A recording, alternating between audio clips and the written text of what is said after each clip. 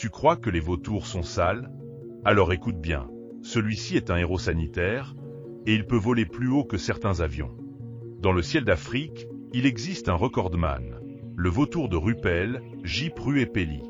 Il appartient à la grande famille des rapaces accipitridés et fait partie des vautours de l'Ancien Monde, ceux qui dominent l'Afrique et l'Eurasie. Dans son classement, c'est l'un des vautours les plus impressionnants par sa capacité à exploiter les hauteurs, là où l'air devient rare. Son super pouvoir? Détecter les charognes avant tout le monde. Il plane, il scanne, il lit le paysage. Et quand une carcasse apparaît, le ciel s'active, un vautour descend, puis d'autres suivent. Chez eux, l'info circule vite. L'observation des congénères, les regroupements, les spirales au-dessus d'une zone, c'est un réseau vivant. Mais ce qui l'intéresse vraiment, ce n'est pas la mort.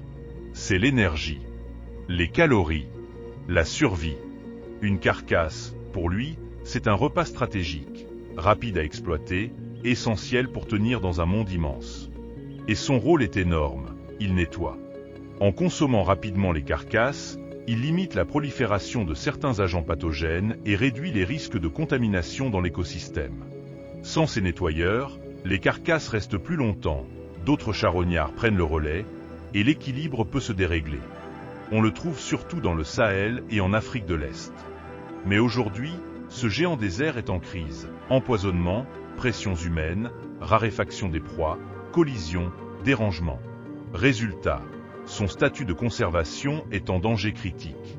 Le protéger, ce n'est pas aimer un vautour. C'est protéger la savane et notre santé.